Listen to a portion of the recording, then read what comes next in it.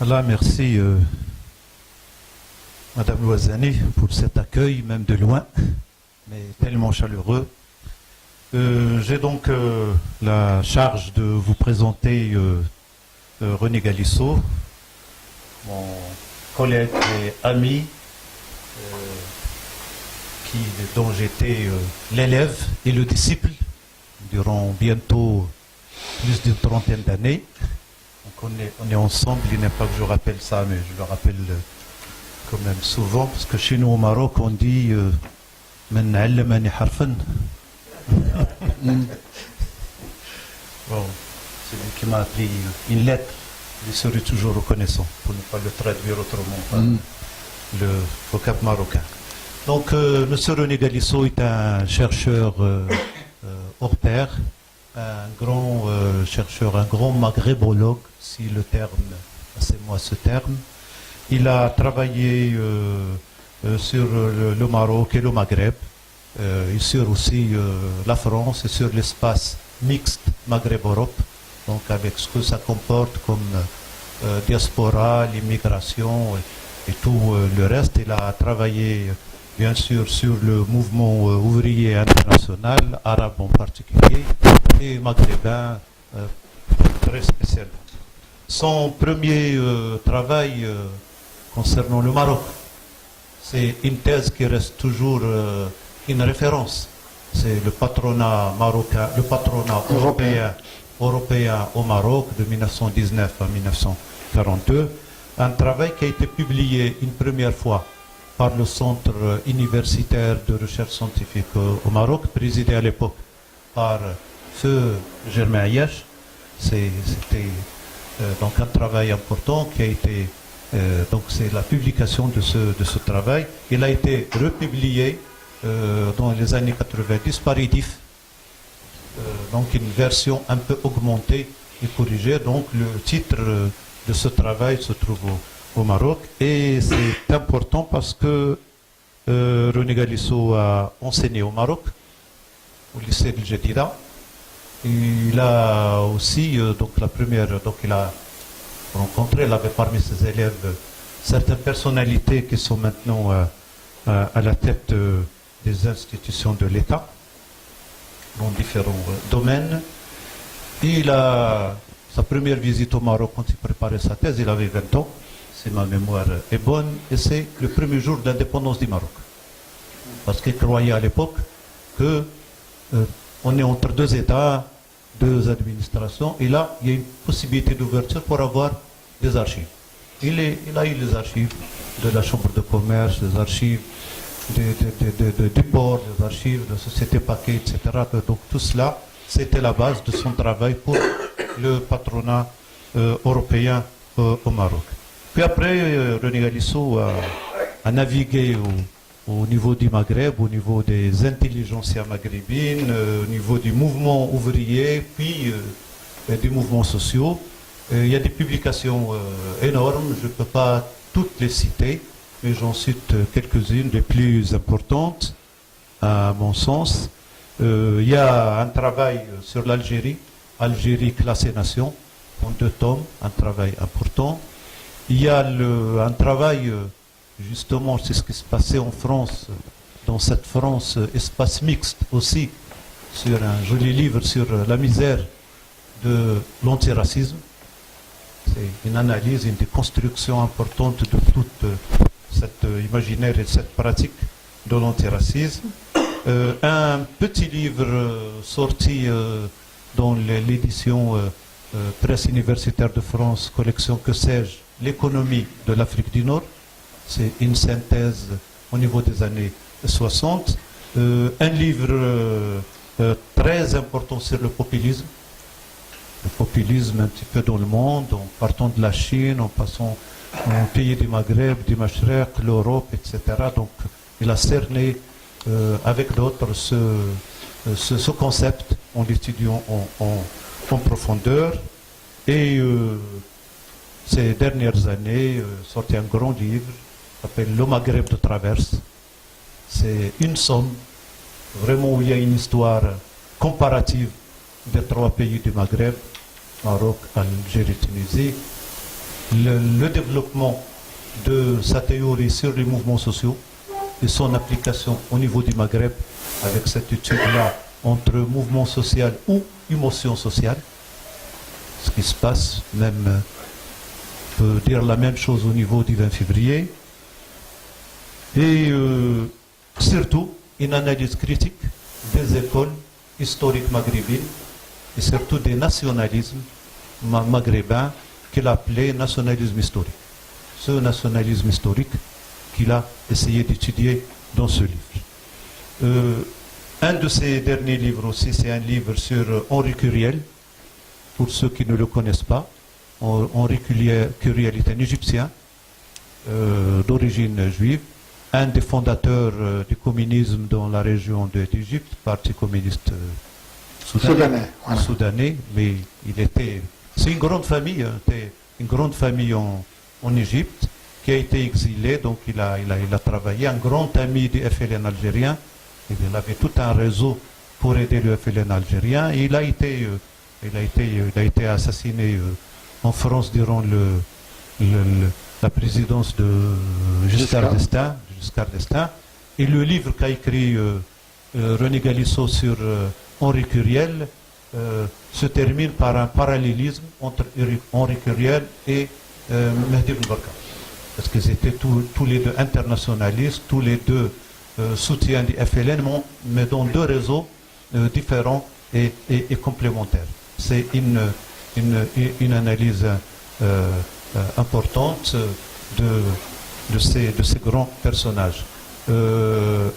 Henri Curiel a laissé, on a toujours là quelqu'un qui lui ressemble bien et qui parle arabe et qui écrit, c'est le rédacteur en chef du Monde diplomatique, Alain Grèche. Il lui ressemble parce que c'est son fils. Justement pour un peu vous informer de ce qui se passe dans ce truc. Bon, je pourrais ajouter que René Galissot était aussi directeur durant plusieurs années, une décennie, de la revue L'Homme et la Société. C'est une revue qui a été éditée par les éditions L'Harmattan. C'était une revue qui existait avant, mais qui a été rénovée dans sa ligne de rédaction, dans son travail. Et c'est une revue durant la direction de Galissot qui interrogeait les sciences sociales. Et qui traitait des questions importantes, que ce soit des questions de recherche ou des questions d'actualité. Il y a un joli numéro sur mission et démission des sciences sociales, un numéro philosophique sur la théorie du sujet, c'est ça que je parle de mémoire, un numéro sur les mouvements sociaux, les nouveaux mouvements sociaux, un numéro sur quand le mur de Berlin est tombé, qu'est-ce qui se défait et qu'est-ce qu'il se construit dans ce côté-là de l'Europe, aussi des éléments importants de ce sens. Je crois qu'il y a même un numéro sur l'anarchisme. Oui, je crois, il est plus récent. Oui, il y a un numéro sur l'anarchisme.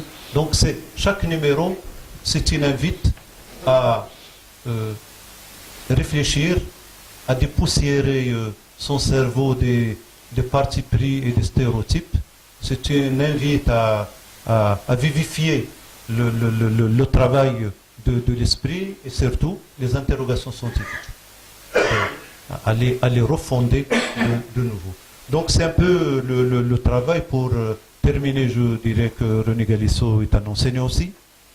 Donc après le Maroc, il a enseigné à la Sorbonne quand elle était une seule université, avant d'être éclatée en plusieurs universités, Paris 1, Paris 2. Avant 68, c'était une seule université, la Sorbonne. Il y a travaillé, puis il est un des fondateurs de la fameuse université libre qui s'appelait Université de Vincennes et qui s'appelle aujourd'hui l'Université Paris 8 Saint-Denis, dont il est encore, parce qu'il est à la retraite, il est encore professeur émérite. Donc voilà un peu le travail de René Galissot. Je l'ai un peu présenté un peu schématiquement, mais c'est un peu ce que pourrait supporter une présentation dans une assemblée comme la nôtre. Aujourd'hui, dans ce nouveau espace de discussion et de liberté, René Galisson nous a proposé ce sujet, les vicissitudes du pluralisme politique au Maroc depuis les années 30, et certainement c'est lié justement à ce phénomène de scission qui a commencé aux années 30 au sein du bloc nationaliste et du bloc national. Donc depuis, est-ce que le Maroc se reproduit dans ce domaine, son champ politique se reproduit de la même façon, ou est-ce qu'il a changé et dans sa configuration et dans ses acteurs? Et qu'est-ce que ça veut dire pluralisme politique aujourd'hui? Donc c'est les questions que nous posons à René Galisson et je vous invite donc à suivre il aura donc un exposé d'une demi-heure, 3/4 d'heure et puis on compte sur vous pour animer la discussion. Voilà un peu ce que je pourrais dire schématiquement de René Galisson. Donc à vous René. Merci, mais c'est déjà trop si je puis dire. Je vais quand même ajouter une toute petite note à propos de la reprise que j'ai faite, pour un franc symbolique du reste, que j'ai fait de la revue L'Homme et la Société. Le premier numéro sous ma direction, en 1987, sur une couverture rouge, s'appelait La mode des identités. Et je vous assure que je ne croyais pas si bien dire. J'ai été dépassé, si je puis dire.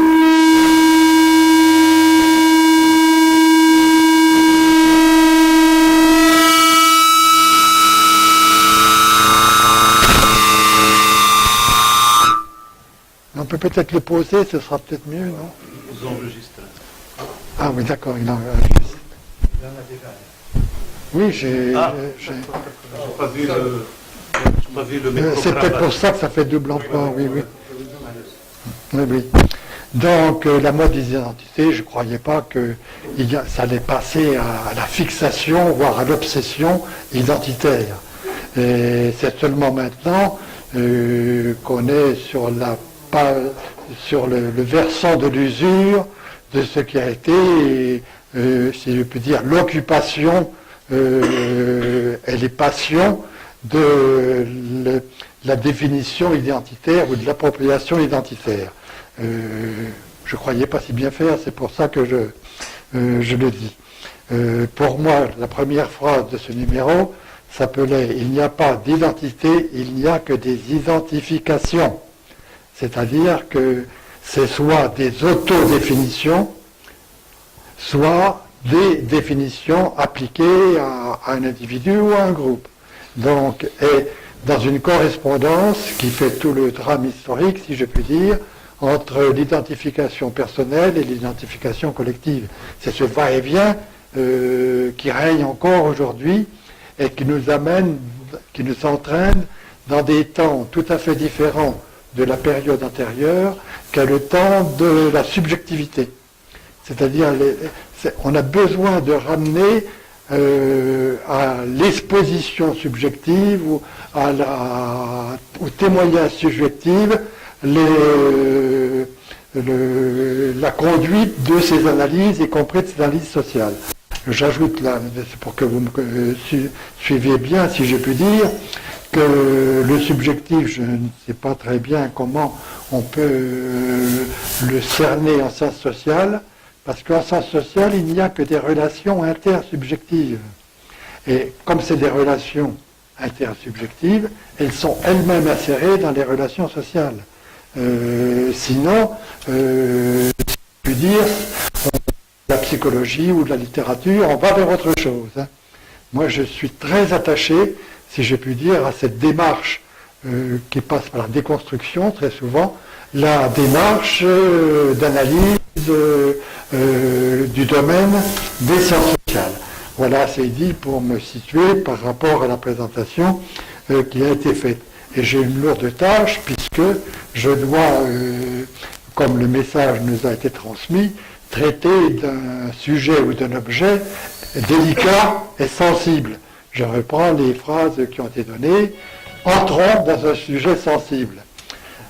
Mais comme je suis peut-être maghrébologue, mais je ne sais pas très bien ce que sont les maghrébologues, mais je suis un maghrébin d'honneur. On m'a même fait une fois maghrébin d'honneur au boulevard Saint-Michel. Et j'ai l'impression parfois aujourd'hui d'être un des derniers maghrébins, puisqu'il y a une récession complète de ce qui a été, de ce qui ont été les projections maghrébines et les aspirations à un Maghreb des peuples, un Maghreb fédéré, un petit peu comme l'ancienne étoile nord-africaine du temps des années 20. Voilà. Et c'est une question qui me permet de commencer par quelque chose que je n'avais pas traité dans le colloque, quelque chose qui est en histoire comparative, la comparaison de la question du pluralisme politique entre, disons, les trois espaces maghrébins centraux, Tunisie, Algérie, Maroc. Et c'est pour mieux situer, en quelque sorte, il n'y a des différences que quand on fait les comparaisons. Les différences, c'est proportionnel aux autres devenirs historiques. Il n'y a pas de pluralisme politique spécifique au Maroc.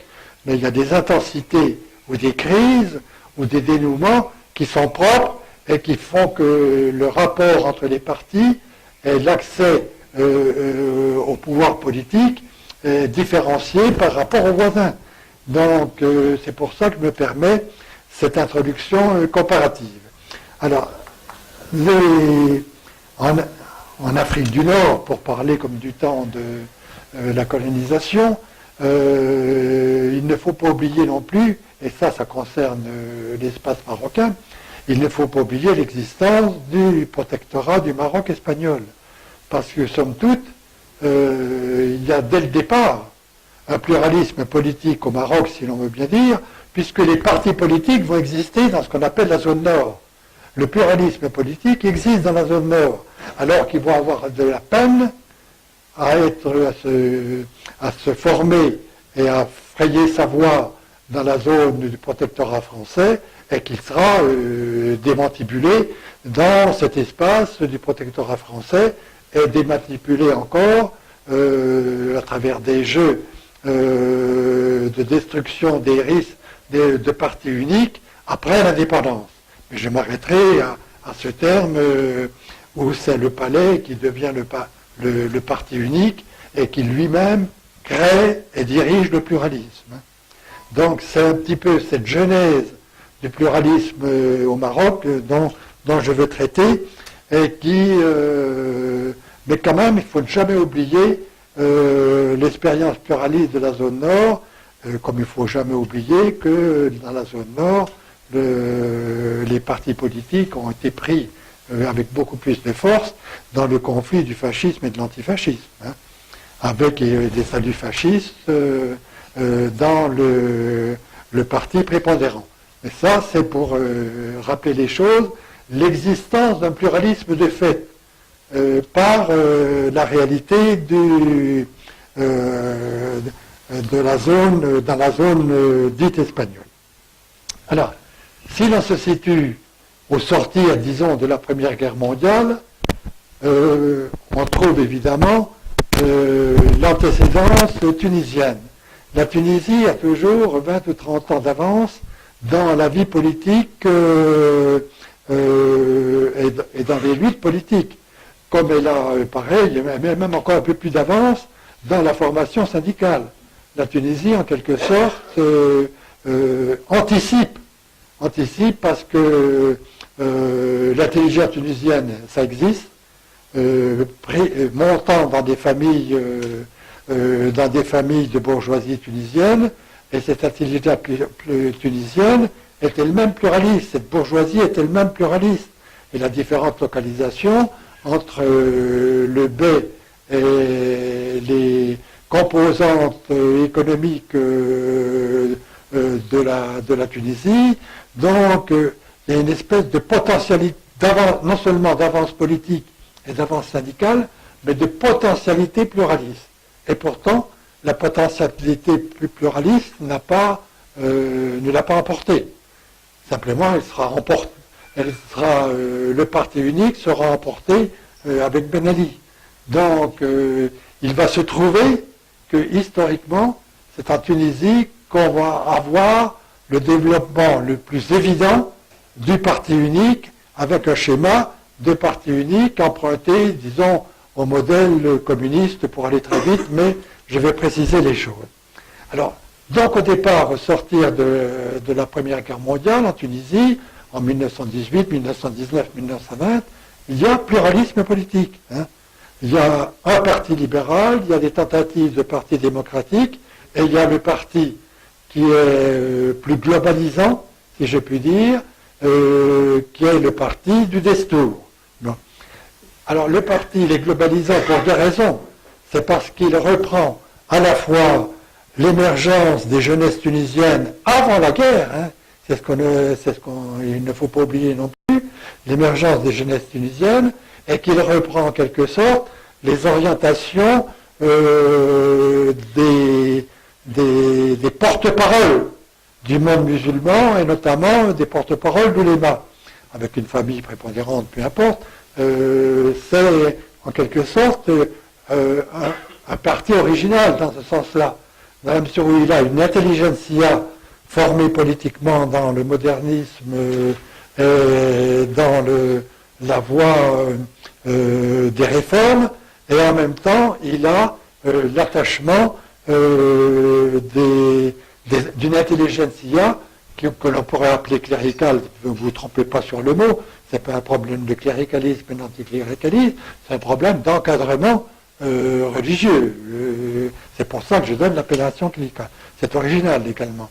Donc, ce néo-destour, les petits partis vont péricliter ou vont être marginalisés, mais le néo-destour va durer, si je puis dire. Il va durer, et même il va durer après la scission de 1934, qui porte le néo-destour de Bourguiba. Bien. Ce néo-destour de Bourguiba, précisément, c'est lui.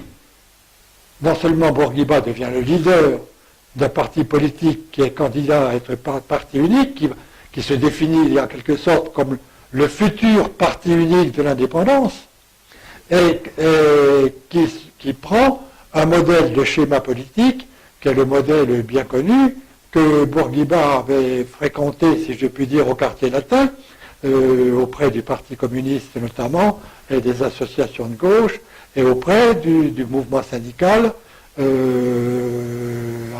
la métropole.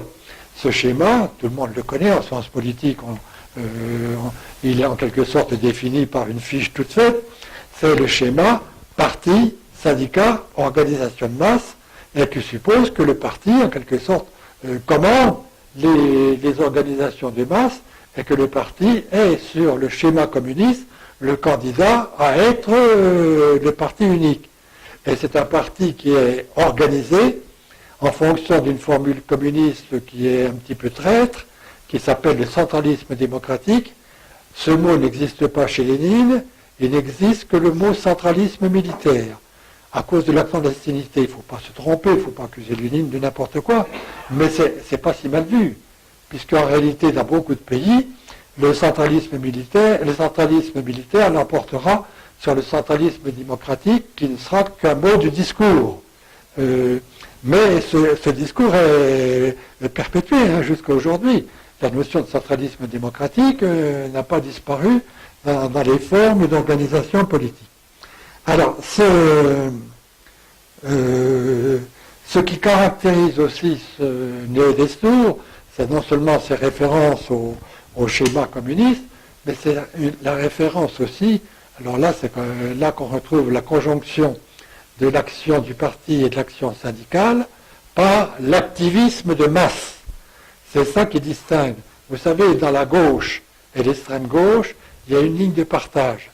Une ligne de partage entre les partis communistes ou parallèles au parti communiste ou reproduisant le modèle communiste, c'est une école d'activisme de masse.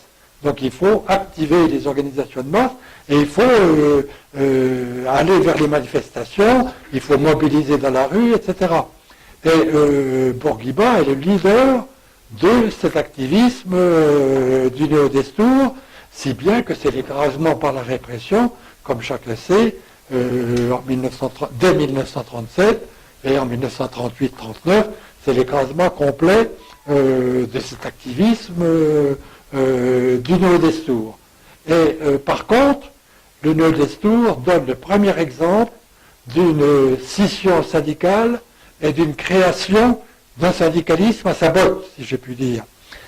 Puisque le syndicat qui s'appelait la CGTT, avec 2 T à la fin, a rompu avec la CGT qui était animée principalement par des militants communistes, parfois par des cadres communistes, mais qui étaient, les militants étaient tunisiens, hein, faut pas l'oublier. Et cette CGTT, disons, organisation des masses à la mode communiste dans la liaison avec le parti, a été contredite par la création, l'invention pure et simple d'un parachutage d'un syndicat dont le parachute était l'avocat Edine Muira. Vous voyez, un avocat, jeune avocat du reste, je ne sais pas s'il avait terminé ses études de droit, et d'une famille d'affaires du reste, qui devenait le fondateur du syndicalisme tunisien, au moins pour cette année, et qui sera emporté bien sûr aussi dans la répression. Mais il récidivera. Hein. Il récidivera après la Deuxième Guerre mondiale, en quelque sorte. Le nœud d'Estour réussira à avoir son parti accompagnateur, qui sera donc l'UGTT. Mais dans l'UGTT, il y a à la fois une certaine liberté de mouvement, parce que l'UGTT va recruter et va devenir une organisation qui, à l'intérieur, a plusieurs courants, mais l'UGTT va surtout servir d'écurie, si j'ai pu dire au sens de sciences politiques, d'écurie de prélèvement de futurs dirigeants, y compris de Premier ministre. Hein. Donc, c'est la réserve du parti Nouvel Estour, c'est Bourguiba qui peut promouvoir. Voyez les caractères de ce parti. Et je n'ai pas besoin d'ajouter que dans ce schéma parti, syndicat, organisation dirigée sous commande, les choses se cristallisent très fortement, se durcissent, si bien qu'il n'y a plus de différence entre l'État-parti sous le régime qu'on appelle le régime de Ben Ali.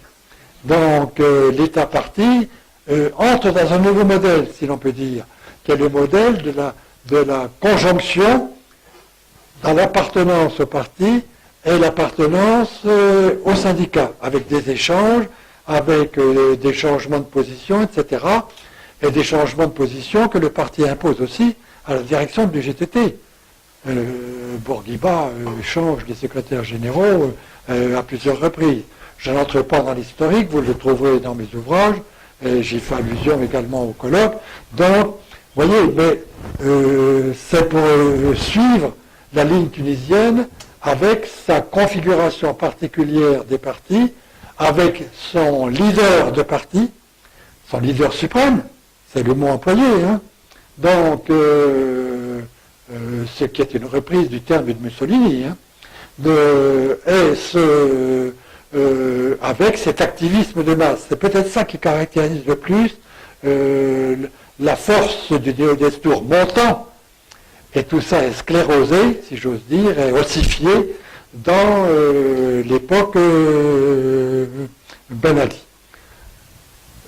Alors je vais être plus rapide sur le devenir des partis en Algérie, et rassurez-vous, je ferai ma comparaison. Hein. Le devenir algérien est très particulier, parce que là aussi il y a retard à l'allumage. Et retard d'autant plus que l'intelligentsia algérienne, alors j'appelle intelligentsia ceux qui ont fait des études, en quelque sorte de quelque niveau que ce soit. Et la petite intelligentsia au Maghreb, ça correspond à ce qu'on appelle le certificat, niveau certificat d'études, ce qui veut dire qu'on ne l'a pas. Eh oui, la petite intelligentsia, c'est celle qui a suivi les cours primaires, ou des cours dans des écoles coraniques, ou des écoles parfois jusqu'à la médersa, mais qui forment cette petite intelligentsia, ou cette intelligentsia qui va dans les bases se trouve dans les écoles, dans les médersas, quand les médersas ont été généralisés également à titre officiel et à titre libre. Donc, grâce à, si je puis dire, à la bourgeoisie bilingue de la Tunisie, la bourgeoisie bilingue, c'est ce qui caractérise aussi la Tunisie bien avant la guerre de 14, puisque le collège militaire formait en langue arabe et en langue française. Ensuite, on passait au lycée Carnot, et donc on a une intelligentsia bilingue plus grande qu'ailleurs en Tunisie. Et cette intelligentsia bilingue, c'est en quelque sorte les acteurs, les acteurs ou les animateurs de la vie politique, si j'ose dire, jusqu'à la vie des droits de l'homme. Donc, vous voyez, ça fait partie aussi de ce devenir tunisien qui a ces marques très fortes. Et souvent, au Maghreb, on imite l'exemple tunisien. Bien sûr, on imite sans le dire. Bien. Mais, si je veux dire, du fait que le modèle tunisien a son antécédence, il y a des reprises dans la formation politique de l'Algérie et de la Tunisie. Le deuxième, donc, en Algérie, on se trouve dans une situation tout à fait particulière. L'intelligentsia algérienne, même de niveau certificat d'études, est très faible. Il y a une petite intelligentsia qui est l'intelligentsia de ce qu'on appellera plus tard les cours complémentaires. Et ça, j'insiste là-dessus, parce que c'est ce que j'appelle l'intelligentsia primaire supérieure. Puisqu'on ne disait pas les cours complémentaires, on disait les écoles primaires, les classes primaires supérieures. Et cette intelligentsia, c'est caractéristique de l'Algérie. Et c'est celle qui va donner les cadres du mouvement politique. Et c'est ça une grande différence, je dirais, qu'avec la Tunisie, et même avec le Maroc, c'est en quelque sorte la place prise par cette intelligentsia primaire supérieure, c'est-à-dire l'intelligentsia du niveau du brevet, bon, avant le bac. Même le Bouteflika n'a jamais passé le bac. Bon, donc, vous voyez les caractères de cette intelligentsia, mais qui lui laisse qu'une place minime dans la genèse des forces politiques. Par contre, la place qui va devenir initiatrice, ça va être l'étoile nord-africaine dont j'ai déjà parlé, c'est-à-dire la politisation de l'immigration. Alors, l'étoile nord-africaine, il n'y a presque pas, mais il y en a quelques-uns, d'ouvriers marocains, il y en a quelques-uns. Il y a même des ouvriers mineurs qu'on importe directement du Moyen Atlas dans les mines du Nord-Pas-de-Calais. Je ne sais pas ce que c'est devenu aujourd'hui dans les élections qui se passent à l'heure actuelle dans cette région. Mais vous savez, je me méfie du mode de la deuxième génération et surtout de la troisième génération d'immigration. Parce que c'est celle qui va être plus français que les Français, plus nationaux que les nationaux. Donc c'est un problème, ça. Mais c'est pas propre à la France. Hein. Ça s'est passé aussi à Chicago. Hein. L'école de sociologie qui s'appelle l'école de Chicago a étudié sur 3 générations cette promotion de l'immigration. La première année, c'est la langue du pain, et c'est la recherche du pain. La deuxième année, les enfants commencent à faire des études, donc c'est l'américanisation ou la francisation. Et la troisième année, on fait, comme disent l'école de Chicago, on fait du revival. C'est-à-dire qu'on fait de l'ethnicité. Hein. On invente une cuisine qu'on appelle originelle, on fabrique des manifestations qu'on appelle originelles, et on commence à se déguiser par les vêtements. Donc ça a été étudié, hein, ça ne nous surprend pas. Nous, les historiens, on n'est pas surpris par la succession vestimentaire qui caractérise, entre autres, le Maghreb. Hein. Et moi qui suis arrivé à l'indépendance du Maroc, chaque fois que je viens, je suis l'évolution vestimentaire. Et particulièrement l'évolution vestimentaire des femmes, puisque c'est celle qui est sous contrôle, ou sous cache. Donc, je ne développe pas, mais vous voyez, faire de l'histoire sociale, ce que c'est. Hein. C'est décortiquer, en quelque sorte, ces manifestations. Donc, là, on trouve la jeunesse particulière du pluralisme politique en Algérie, mais futur, puisque la base de départ, c'est l'étoile nord-africaine et c'est la politisation de l'immigration algérienne, qui est une immigration ouvrière. Alors j'ai dit qu'il y avait quelques étudiants marocains, et vous en connaissez un, puisque c'est le fondateur du PDI et le fondateur de cette fondation, somme toute le patronage de cette fondation, qui a été étudiant en 1930 et qui a fréquenté les étudiants socialistes, le groupe Maghreb, etc. Je ne commence pas cette histoire qui est très connue. C'est parce qu'il existe des étudiants marocains, enfants de l'intelligentsia bourgeoise, au quartier latin. Bon. Il existe quelques étudiants tunisiens également, dont le jeune Bourguiba, dont son frère qui appartient au Parti communiste. On oublie toujours de parler des frères, par parenté, hein, puisque le mot frère, c'est le mot qui fait la pige au mot camarade. C'est autre chose. Donc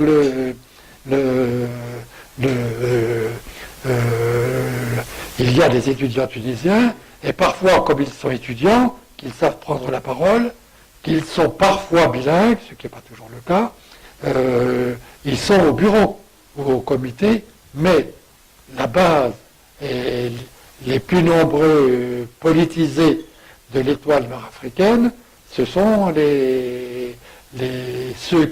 l'intelligentsia qui sort du prolétariat de l'immigration.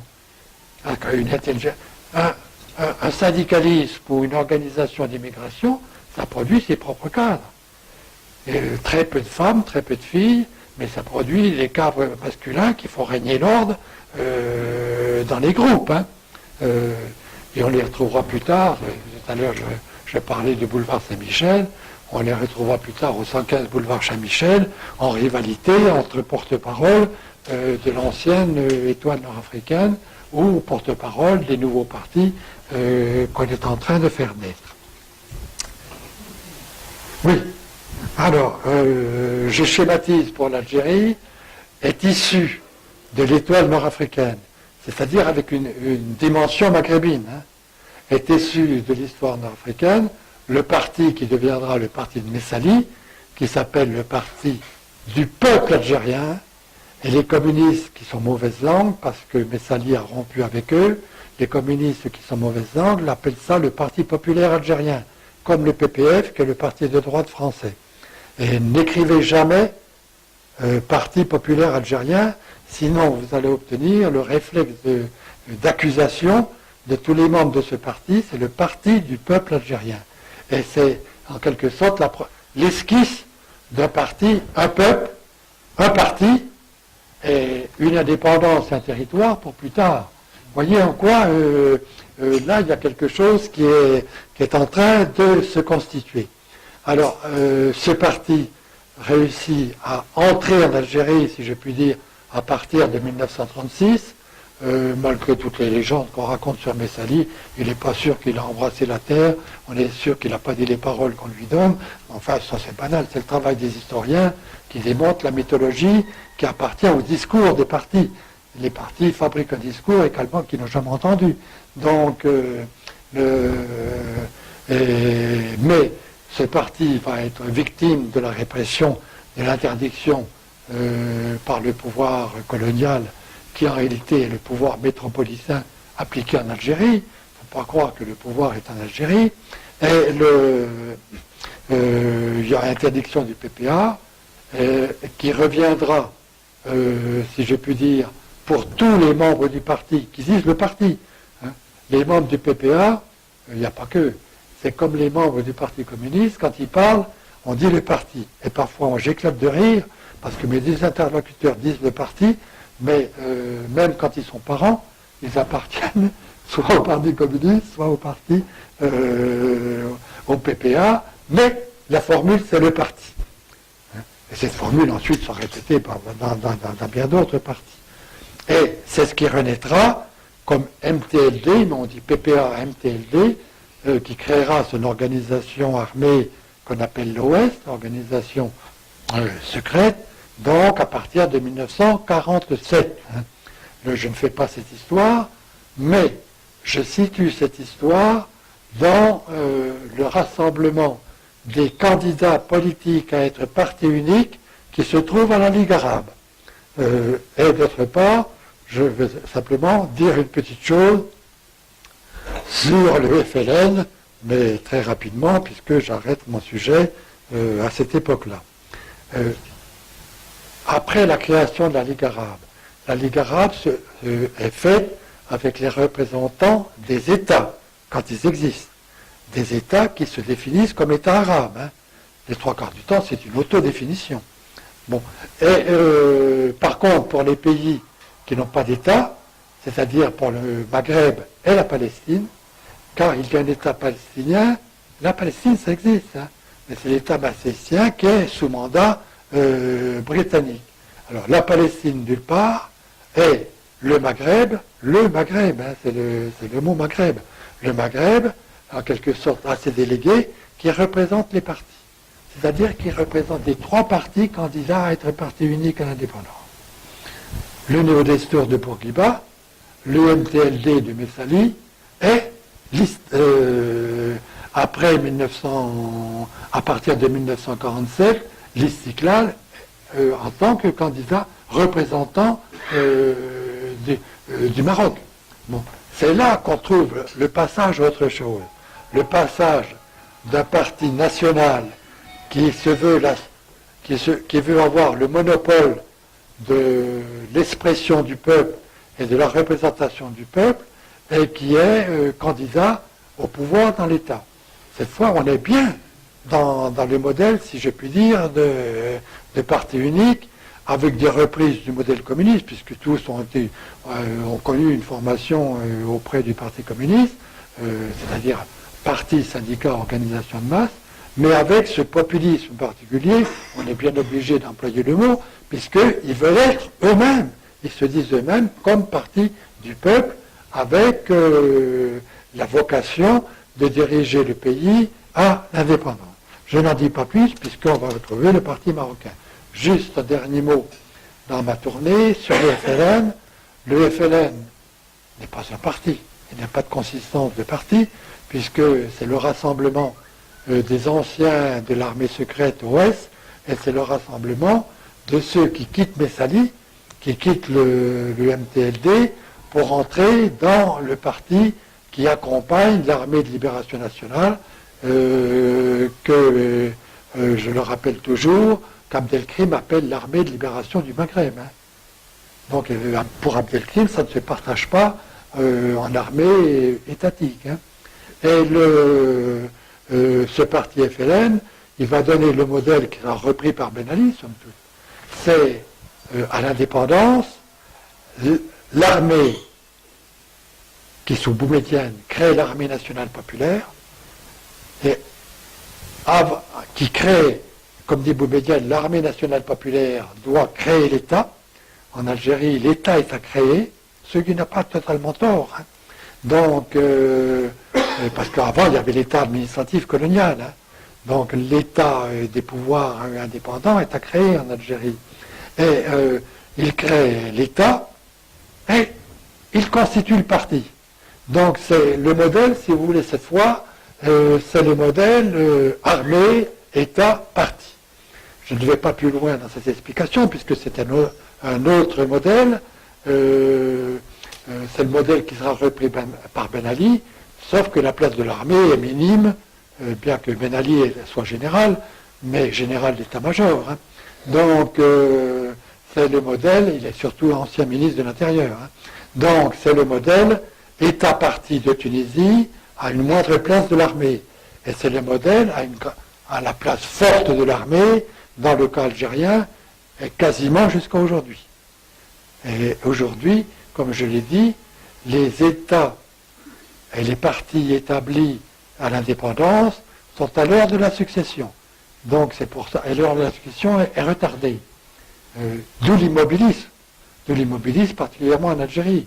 Vous voyez que la question de la relève des partis se pose, puisque ces États-partis ont réussi à éliminer en Algérie et en Tunisie, pour un temps, toute alternative politique. Voilà pour ma comparaison.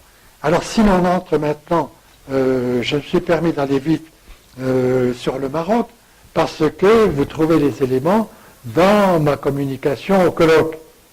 Donc, en dehors de la zone nord qu'il est nécessaire de rappeler, la constitution politique, la genèse des partis politiques au Maroc, vient du comité d'action marocaine. Dans ce comité d'action marocaine, ce qui est important, c'est la scission.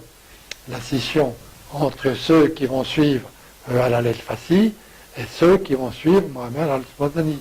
Donc, cette scission appartient au pluralisme. Et j'ai tenté dans la communication au colloque à montrer la différenciation entre ces deux tendances. La tendance moderniste, démocratique, c'est-à-dire profane, c'est-à-dire séculière, qui n'est pas liée à un conservatisme religieux. Par rapport à l'autre part, dont le leader est Alal El-Fassi, ce qui ne veut pas dire, là il y a un excellent article de Mostafa, qui ne veut pas dire que les idées d'Alal El-Fassi sont toutes figées comme on l'entend ordinairement et sont toutes conservatrices comme on le dit parfois. Mais il couvre et il suit la faction qui fait l'alliance des oulémas, on pourrait dire de la Karawin, l'alliance des oulémas avec le trône. Et c'est dans les rues d'Éphèse qu'on écrit Yahya el-Malik, ce qui est totalement nouveau. Il n'y a pas de roi avant. Et le roi, comme disent les islamistes, c'est même un mot profane, c'est un mot renégat, c'est un mot qui n'appartient pas au vocabulaire de l'islam. Et avant, il y a des sultans. Les systèmes sont sultaniens, et l'alliance qui a suivi de quelques mois, si je puis dire, la prise en charge de la protestation contre le Tahrir berbère, et en même temps qui est accompagnée de la peur de la République d'Abdelkrim, cette alliance du trône par le roi, par celui qu'on acclame comme roi, et le parti conservateur qui a donc qui prend en charge une idéologie religieuse, c'est ce qui fait la différence entre les deux branches du comité d'action, mais qui n'a pas beaucoup le temps d'aller plus loin, puisque vous savez, c'est la répression en 1937, 38, etc. Mais la branche démocratique d'Al-Madani avait eu le temps de pousser ses alliances avec les syndicalistes, avec la gauche qui se trouvait à l'intérieur de la SFIO, parce que les autres partis étaient interdits, les autres partis de gauche, dont le Parti communiste, étaient interdits au Maroc, et avec le syndicalisme qui n'est pas reconnu, mais qui prend force, syndicalisme marocain. Et vous savez qu'il y a un mouvement syndical en 1936-37, en particulier a fait. Vous voyez, c'est un autre champ politique, je ne développe pas plus, mais il y a pluralisme politique parce qu'il y a en quelque sorte deux voies, deux projets dans cette scission plus ou moins consommée du comité d'action marocaine. Alors maintenant, je fais le saut très très grand. Après 1945, et plus encore après, vers les années, vers 47 et vers les années 50, le saut dans la constitution des partis au Maroc.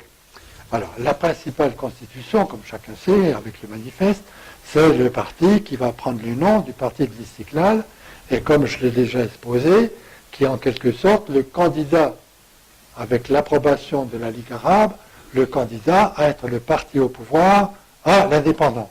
Et c'est ainsi que l'Istiklal se développe. L'Istiklal n'ose pas fonder son propre syndicat, mais il a ça à l'esprit derrière la tête, hein, et n'ose pas fonder son propre syndicat, mais participe fortement au mouvement syndical, qui est à l'époque la CGT, parce que la CGT, c'est l'abri légal, puisque le syndicalisme marocain reste interdit. Hein. Donc l'abri légal, c'est bien à la CGT. Et il y a des difficultés, des tiraillements à la direction pour diriger la CGT, entre le Parti communiste marocain et l'Istiklal. Et il y a une solution qui est trouvée. C'est ça qu'il faut bien percevoir, parce que cette solution, elle a de l'avenir.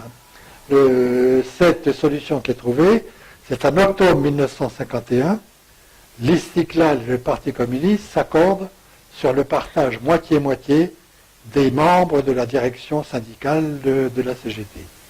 Donc la CGT est à co-direction, et c'est quelque chose qui va devenir clandestin, puisque la répression sera telle, et l'écrasement à la fin de 1952 sera tel que c'est la clandestinité, mais c'est une autre chose. Voyez, l'Istiklal n'a pas fondé son propre syndicat, il a en quelque sorte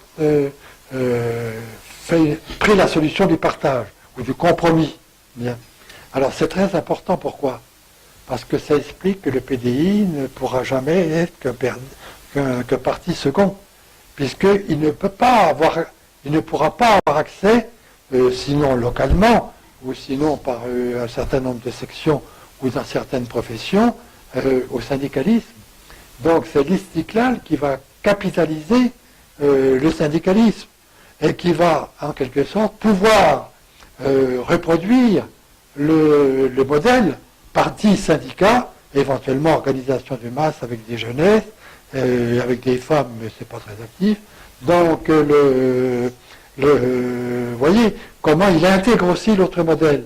C'est la conjonction des deux modèles qui caractérise l'Istiklal et en quelque sorte la mise en second ou la mise en marge du pluralisme, puisque les autres partis se trouvent en situation de faiblesse par cette espèce de priorité, de prévalence dans les organisations de masse et dans le mouvement syndical. Et cette question va se reposer, mais elle se repose à cause de la figure que je viens de dessiner. Se reposera après l'indépendance, avec une baisse particulière au Maroc, qui s'appelle l'UMT. Donc, c'est un cas de figure également particulier au Maroc. Mais c'est un cas de figure qui, somme toute, reproduit plus ou moins l'ancienne CGT du compromis entre communistes ou la gauche, ou extrême gauche, et cadre de l'Istiklal. Mais avec une forte différence, c'est que le prince Hassan, puis Hassan II, bien sûr, vont, si je puis dire, pas la même personne. Bon, le futur roi va patronner à lui tout seul l'UMT. Ça va être l'interlocuteur du roi. C'est un cas de figure, c'est comme si Majoub Ben Sédik, qui a été élu contrairement au vote de l'Assemblée réunie pour élire le secrétaire général, mais qui le lendemain matin s'est proclamé le secrétaire général. Donc Majoub Ben Sédik devient en quelque sorte le chef de la communauté du travail qui s'appelle UMT. Et je dis exprès chef de la communauté du travail, puisque vous savez que la façon sultanienne de gouverner, même d'un roi, c'est d'avoir les interlocuteurs qui représentent les communautés. Majoub Ben Sédik, c'est l'interlocuteur du roi. Et le roi aura beau le mettre en prison quelque temps, il restera l'interlocuteur du roi, parce qu'il est en quelque sorte mon représentant de la communauté du travail. Bon. Comme il faut des représentations de groupes religieux, bon, etc., parfois de groupes régionaux, mais la communauté du travail, c'est autre chose. Ce qui va gêner, enfin ce qui va rendre plus difficile la reproduction par l'Istiklal du modèle parti, syndicat, organisation de masse. Mais c'est bien qu'elle finira par faire, et qu'il sera redoublé à la scission du parti de l'Istiklal avec la création de l'Union nationale des forces populaires, puisque au Maroc, le pluralisme des partis, qui est le pluralisme sous contrôle du palais, voire sous initiative et création du palais, que j'appelle le parti unique au Maroc, ce fonctionnement à partir du palais fait que chaque scission politique va tenter de reproduire le schéma parti-syndicat. Et alors, ce pluralisme artificieux, on pourrait presque dire, ou ce pluralisme par scission ou par invention, va en quelque sorte se doubler d'un pluralisme syndical, un parti, un syndicat, ce qui va être l'histoire du Maroc à laquelle je m'arrête pour ne pas aller plus loin, étant donné que vous êtes les témoins de cette histoire sur laquelle vous avez apporté votre contribution. Voilà, merci.